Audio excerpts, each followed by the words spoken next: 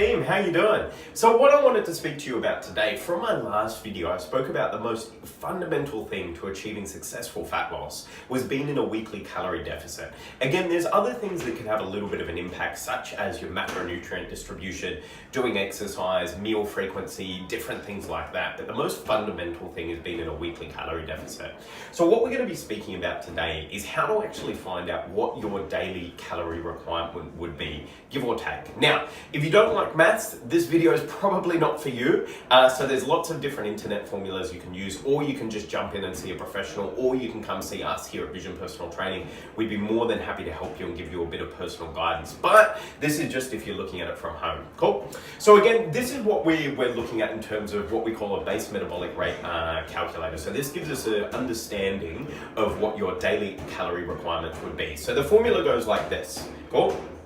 66.5 plus 13.75 times by weight. So for me, that's 81 kilos.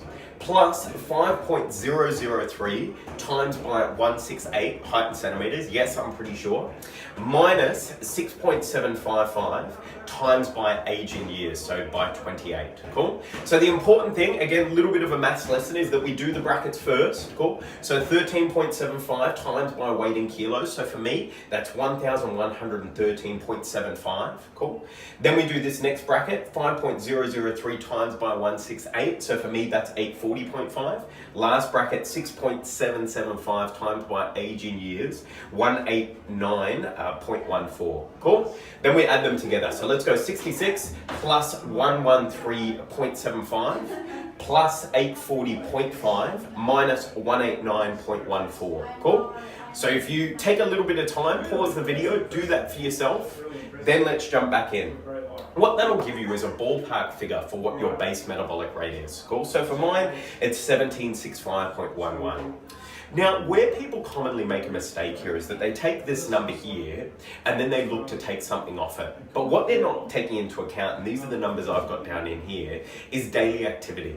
Cool? So again, this number here is pretty much what my body will burn just on a day-to-day basis if I was to just stay in bed. So, just being me. So if I took additional numbers off this, so additional calories off this number here, I would actually find it very hard to sustain in terms of a fat loss journey. Because the number one thing that we want to look at for fat loss is making sure that we're setting ourselves up for sustainable results long-term. Cool? Because a lot of people out there will be able to achieve successful results in the short term. What we want to see is successful results in the long term. Cool? So then we take into account activity. Cool? Now there's a few different formulas you can use to take into account activity, but I'm just going to go through the most common ones. Cool? So if we take that number here, so the 1765.11, my base metabolic rate, and I times that by 1.2. So reason why you would times it by 1.2 is if I'm relatively sedentary. So by this, I might do a low level of walking around during the day, but the majority of my day is sitting at a desk. So if any of you sort of working in offices or anything like that, that's you, 1.2.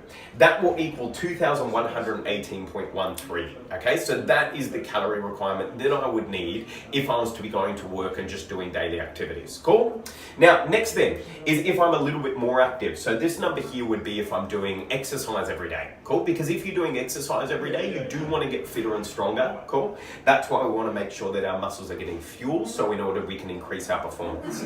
There is other ones such as 1.7 times by 1.7 and 2.0. But that's where you're taking into account more things like athletic performance. So for example, the 2.0 would refer to someone who's potentially doing 2 hard training sessions a day.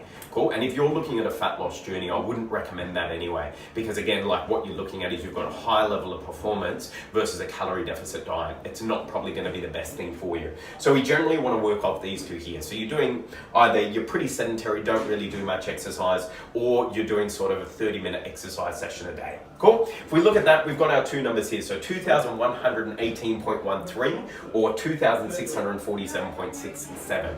Then we take into account the deficit that we want.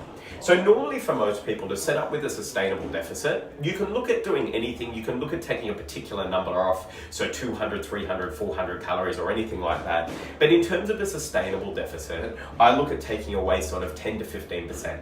So by this one, I took away 15%. So I times it by 0.85. Because if you times it by 0.85, it means that you will be in a calorie deficit, but in that you can still eat the things that you want. You don't need to be restrictive with your diet, because again, one of the key things to remember is you don't need to eat chicken and broccoli to lose fat. You can eat whatever you want. The governing factor is that you don't exceed these calories. So again, you times it by 0.85, and then that will give you your calorie requirement per day, okay? Big thing that we want to look at is a weekly calorie deficit. If you're in a weekly calorie deficit of about 3,500 calories, so again, if we look at this for me, that's putting me in about a 300 calorie deficit a day. You times that by 7, that'll give you your weekly calorie deficit, and that will give you a good understanding of how much weight you can lose each week. There's approximately 3,500 calories per pound of fat. So if you're in an approximate 3,500 calorie deficit a week through nutrition and through exercise, you'll be losing about 450 grams to a pound of fat each week, which over 6 months to a year is an excellent result. Anyway, team, I hope we didn't dive too much down the rabbit hole there. That video was a little bit complicated. Maybe go back and watch it again and pause it at the right point so you get your calculations correct. And best of luck.